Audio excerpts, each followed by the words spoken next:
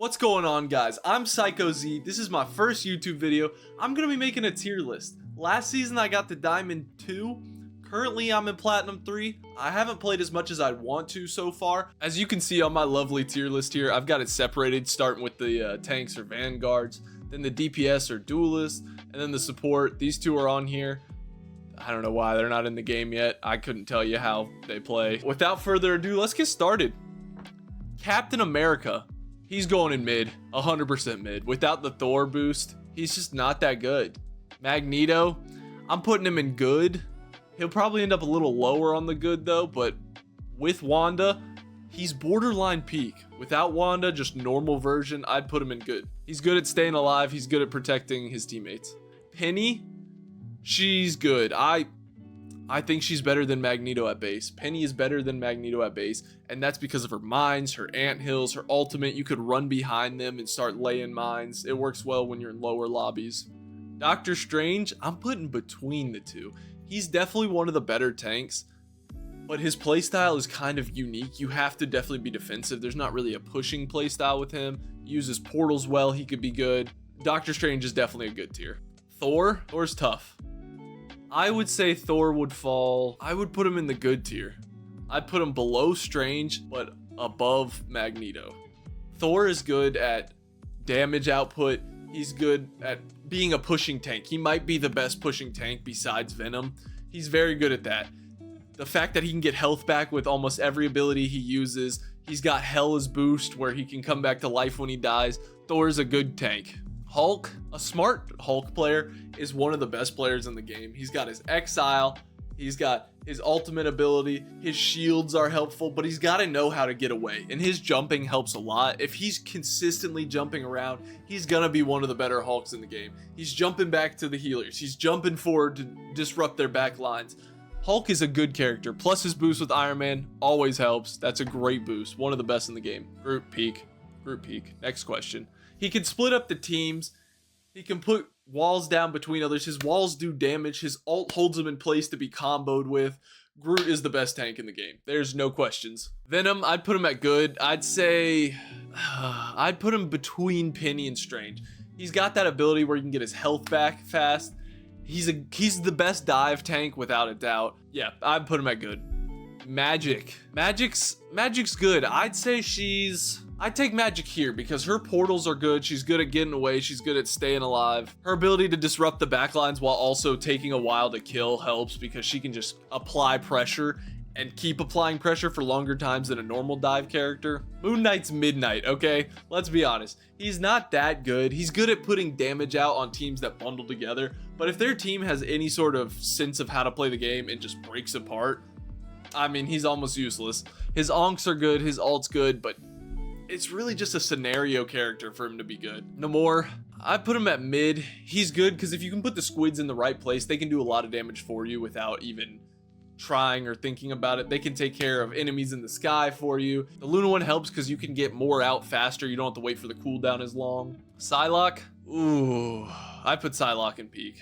She might be one of the weakest peaks in the game, but she's definitely a peak character.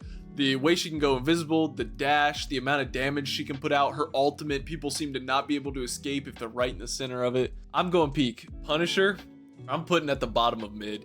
He's good at getting people out of the sky. His shotgun is very good in close range. But outside of that, he's not that good. When he sits in the turret, they seem to just shut off their brains and have no awareness of what's going on around them. They could easily get hit from behind by other enemies. Pause. Wanda's bad. She's bad. Her ult is easily counterable. Her left trigger or her little sphere that slows people down is pretty good. Her damage just doesn't do enough, and the range is good, but it just doesn't do enough damage. Spider-Man's good. Spider-Man is the good character. Spider-Man's going up there because if you've got a guy that can actually play Spider-Man, he's great. He can dive the back lines faster than anybody else. He can get out of there faster than anybody else. His ultimate gives him health and stuns people if it doesn't kill them. That's OD. His movement is just crazy. Squirrel Girl, I'm gonna put mid because she doesn't take too much talent, but she is a very good damage dealer. Oh, they changed her ult, didn't they? They changed her ult. Never mind. I'm going up to good. Squirrel Girl's damage output, crazy. Squirrel Girl's ultimate, crazy. 150 damage for every time it hits them. You just get in a hallway, turn to the side, they go back and forth like that. Oh, it's over. It's over. She is so good. Her ultimate, her damage. The thing is, she's just kind of easy to kill. She's kind of easy to kill. She's got the bounce to get away, but outside of that, she's kind of easy to kill. She has to be a stationary person. Star-Lord might be biased. This guy's my main, but honestly, I'm putting him in peak. I'm putting him in peak. Star-Lord's ability to not take damage and reload instantly, crazy. He's the fastest flying character in the game, besides Spider-Man swinging. I don't really count that as flying. Star-Lord's ultimate goes crazy. Legendary! And then just mows down anybody that's not a tank. That's OD. That's OP. I don't care what you tell me. Storm, I don't know if they changed her. I can't confirm if they can change her this season, but she seems to be better, or I see more people playing her. I'm gonna put her in good. I'll put her here in good. With Thor's, she's very good. She gets that chain lightning. She can do a lot of damage on top of that main lightning throw she has. With the ability to just kind of create lightning strikes in the circle below her, she can do a lot of area damage really fast. Her ultimate is like, I mean, you put it on anybody that's not a tank and they can die pretty quickly. Bucky Barnes, Winter Soldier next. I'm gonna put him in good. I'd put him here in good. His gun does a lot of damage. It's a small explosive if people didn't know that. His arm being able to pull somebody away from their team and just completely kill them. That can be a great combo with a Groot wall. That can be a great combo just with somebody that's got a lot of damage. You can pull him into a Moon Knight Ankh, for example. On top of that, his ultimate is crazy. Armed and dangerous. Again. Yeah, you've heard it. You've had nightmares about it. He's going in good. Oh, not to mention the Rocket Raccoon boost with him. You can get pretty much an automatic explosive pistol. Not only is that dope, that does so much damage. Wolverine, I don't care what you tell me, he's bad. I don't like Wolverine. I don't like Wolverine. He doesn't do enough damage. He dies too quickly. Mr. Fantastic, this might be an unpopular opinion, but I'd put him in good. I'd put him here. His just ability to absorb damage, his ults when he goes fridge mode, he can take Iron Man's ult to the face and be fine. His stretchy ability, when he gets the muscles, he can do so much. The reach on the ability when he gets the muscles is crazy. He can do so much damage to the people in the back lines. It's not even fair. His ultimate, I feel like, is kind of weak, but his ultimate doesn't really matter. His main abilities are just so good. He can auto backshot people. That's a crazy ability. He's going in good. I love him. He's one of my favorite characters. Hela, peak. Hela carries her brothers. I don't care what you tell me. The fact that she can res Loki, Thor, or both is crazy. She's like a hit scan sniper, but doesn't have to take so long to reload. Her ultimate's pretty good unless they've got a Doctor Strange that just holds up his shield in your face. Can't stand when that happens. She's peak. Black Panther, I'm gonna put him behind Namor on mid. Black Panther's going behind Namor on mid. He's like a scenario character. They have to know how to play him. He's good if you hit your combos. If you don't hit your combos, I mean, it's like beating somebody with a pillow. Hawkeye is such a tough one to rank. He's such a talent-based character because he's one of the only characters where if you're good, he's good. If you're bad, he's bad. Like with a Scarlet Witch, for example, you can just auto-aim. You can be bad and she's still good. If you're good, she's good. But Hawkeye is one of the characters that's just, if you're good, he's good. You're not good, he's not good. So for that reason, I'm gonna put him at the bottom of good. His ultimate is crazy. His abilities are good, but you have to be able to hit your shots. Black Widow, buns. Black Widow, here, hold on. I don't think there's another character that's really that bad, so I'm just gonna change this to Black Widow. She gets her own tier. She's dog water. If you use her, I can't. I'm sorry for you and your team. Next up, Iron Man. I'm gonna put Iron Man at the top of mid. He's good, but his ultimate takes too long to get off. He's only mid unless he has Hulk's boost to help him. Then he becomes good. But he's mid on his own. His ult takes too long to get off. He's pretty easy to kill in air. Iron Fist is pretty good. I think I'm gonna put him right around here maybe. I think he's not as good as Magic because he can't go invulnerable as much as she can. But his deflect, his ability to heal himself, the way he's just annoying to your backline healers, I'm putting him in good. I don't think he's the best, but he's good. People have gotten used to him, so I think he's bumped down a little bit. Jeff, Y'all might not like this. Jeff is bad. Jeff is bad. He's good at keeping himself alive, and his ult is good. Outside of that, Jeff's bad.